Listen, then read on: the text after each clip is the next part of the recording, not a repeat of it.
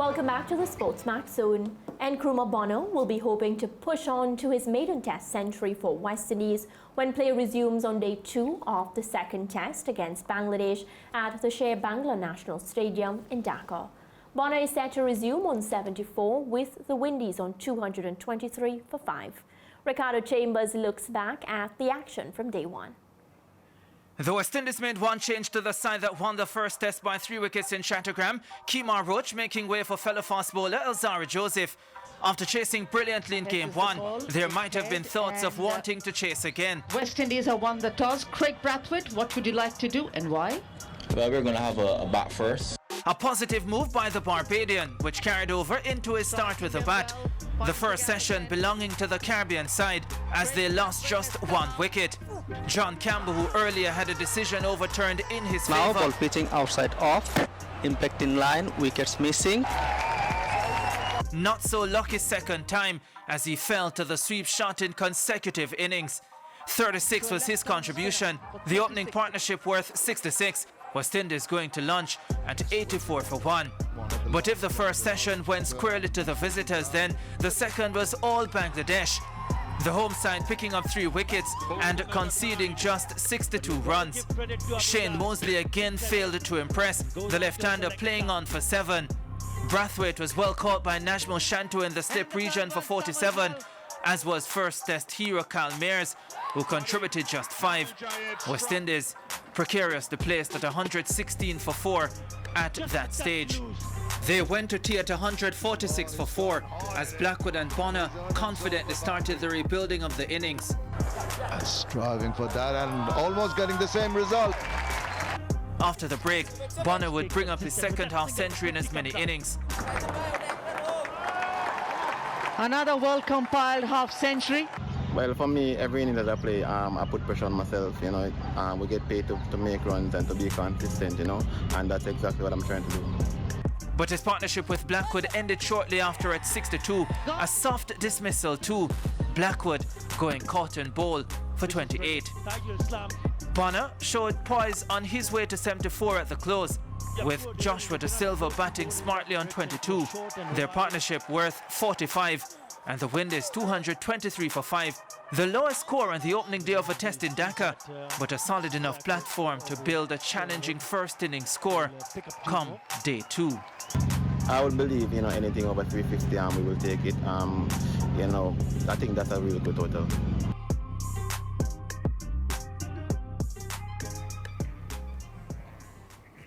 Definitely hoping that Nkrumah Bonner and Joshua De Silva can just bat very long.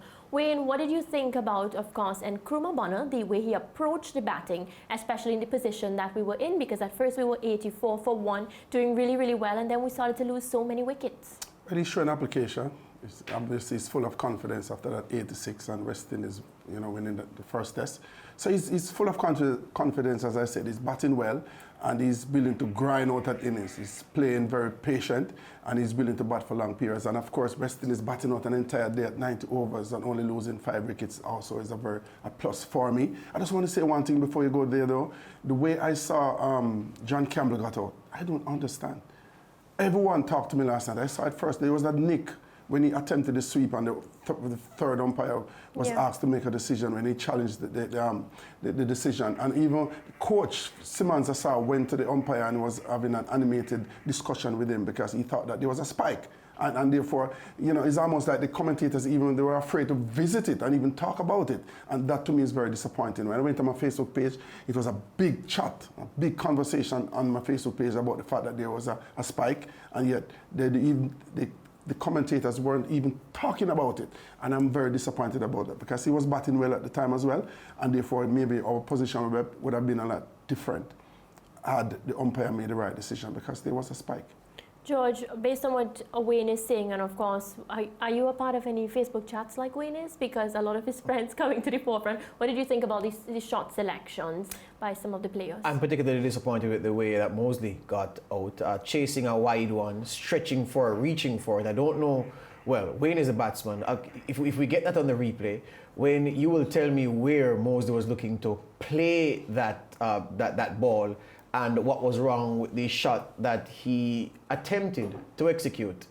Well, the ball was wide. He was trying to go through the offside, but I think he was playing with a stiff bat. And secondly, he didn't open his bat face. And he tried to hit that ball like in, cover, like in front of cover. So he was aiming for where? He was aiming, well, he was trying to cover drive the ball, but his bat was pretty too straight and the ball was wide. So when he was attempting the shot and he opened his bat face, that ball would have sliced and go through maybe cover in front of cover.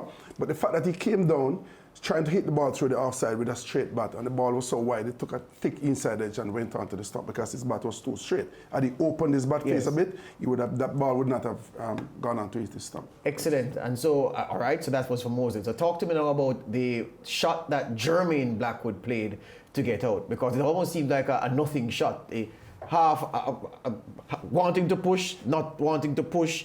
Ball connects and pops a simple catch back to the bowler. What was he trying to do there based on what you saw? He was just in a position where he wasn't playing an attacking shot and he wasn't playing a defensive stroke.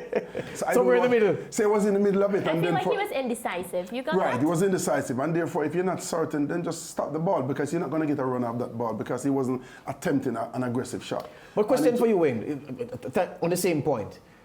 For us non-cricketers, so you're saying that he wasn't attacking, but he wasn't defending either. Right, so why is it that the ball connected with the bat so strongly that the ball actually popped back to the bowler the way it did? Because I think that maybe he was beaten in the flight a little bit. The ball was giving some air, and he was not playing an attack. He was in between, and he just pushed the ball back because I think he was beaten with the flight.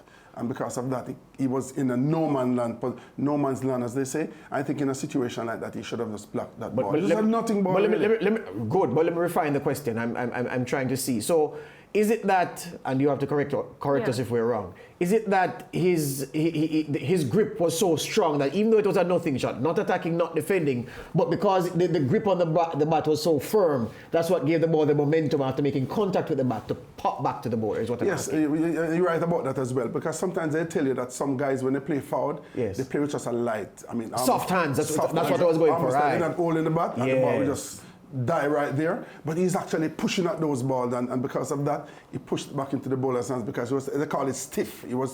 His hands was just too stiff, and his wrist was too stiff, and because of that, he was in no man's land. He was beaten in the flight, just playing through the line of the ball, and it just a soft dismissal, as you say, hit it back to the bowler. Most disappointed. This is the value of having a former first-class batsman with us. So putting me on the spot, George. But of course, that's your expertise. So tell me again about Craig Brathwaite's dismissal, because the keeper, it was a back foot stroke, caught at slip. Where was he intending to play that shot? Well, he was trying to go into the offside. He was trying to hit it maybe square of the wicket, but he was batting well. He was really, really in control. And I thought West Indies would have made a lot of runs because it was almost a joke when they only played again one seamer, and the captain, their coach, bowling coach, the Bajan, Otis Gibson talked about the fact that they need to revisit that and maybe play two seamers, because in the first test match, one seamer and then spin all day, the same thing they did again. And he was batting so well, he was in total control. That ball was a little wide of him. Yeah, because I want to get into the technical aspects of what. So are you saying, is it that Craig, he misread what? The line, he was trying to play two square what? Well, the ball bounced a bit and it was wide, and he was trying to play a back foot drive, a forcing drive through the offside. Yes. And he played with a horizontal bat, meaning that the bat wasn't coming down straight. Right. Slice the ball like that and try to hit it square this way, then more than likely he would have got enough bat on it. But he was playing pretty straight with a straight bat, and the ball was away from him, and it bounced a little bit as well and took the outside edge. Ah, there you go. So all in all, I take it that despite, I think the run rate on the day was at 2.97. That was disappointing. Right, very slow. So do you say that the run rate was slow because of good bowling or perhaps cautious batting? I did love both, George, because it's a very good question you asked, because I thought that in the initial stage, they looked really out of sight. Even someone on my Facebook page saying that this Bangladeshi team is not good, because they looked really soft. And I thought that West Indies would have cashed in. It looked ordinary to me. But the new pitch, the ball was new, it wasn't biting, it wasn't gripping, it wasn't turning. And after a while, when the ball gets a little older and less shine on the ball, it started to turn. George, you used to watch vampire movies back in the day, right? Yes, sir. Right, and the reason why I say that is that the vampire doesn't like the cross. He showed them the cross and they're gone. Well, when you're batting to a spinner and the ball turns and bounce, Just need one ball to turn. Then it's all sort of things going through the batsman. Yes. You know, Right. you're looking for a turn, and when the ball is similar ball and it doesn't turn, it either hit the off stump or hit the outside edge. So very dangerous. So what is happening is that the Bangladesh is starting to get some turn, and some of the balls weren't turning. Right. And West Indies showed a lot of application in nevertheless. This is a Wayne Lewis masterclass, viewers. This is Wayne Lewis at his very, very best. This is his best segment ever on the Sportsmax Zone. He's talking about what he knows. Final one in the 40 seconds we have left, Wayne. The first test hero, I thought his dismissal for 5 was soft. Definitely. Yes, that ball was wide. And of course, you know, you come with confidence. You need to understand that he's starting over again. But he's young. This is only his second test match. He's coming off an unbeaten 210. So he thinks that he's in charge totally, and that the ball is wide outside the off stump. He's going to hit it through the offside because the confidence is allowing him to do that. Yeah. He needs to take a book out of Bonner's and just stay calm. attitude. Just stay calm and just wait on that ball. Wait on the right ball to make an attempt a shot like that. The ball was a bit wide and it was a soft dismissal. And the last thing on that, and you would say that the angle of his bat, if it had been slightly different, maybe he would have gotten a shot through the offside. Absolutely. When you're playing those shots away from your body, you need to open your bat face. Because if it doesn't do that and you come down with a straight bat, trying to play straight and the ball is wide, it's going to nick you down. But if you open your bat face, you stand a better chance of directing the ball to the direction in which you want it to go. Excellent. Wait, Mariah? can we go ahead and make 350? Like, do you see that happening? Or is that too much to look forward to? I'm an incurable optimist. Every time West Indies, I like to watch West Indies bat. At the board last night, more than likely I wouldn't be suffering from sleep deprivation because I would have gone to He bed. was fine, and I right, checked the George? score in the morning. They were batting, and therefore I'm just hoping and praying because they look confident, they look like they're in charge, and they're willing to bat for long periods, keep them in the field because their legs are weak and their arms are tired because they have not played Test cricket in over a year. So we need to take advantage of that. Well, if this is the quality of analysis we're getting from Wayne when he hasn't slept, we're looking forward to some please more. don't sleep ever again, okay? I just need an increase, that's all. Thank you. I just need to An increase in no sleep. Let's go to break.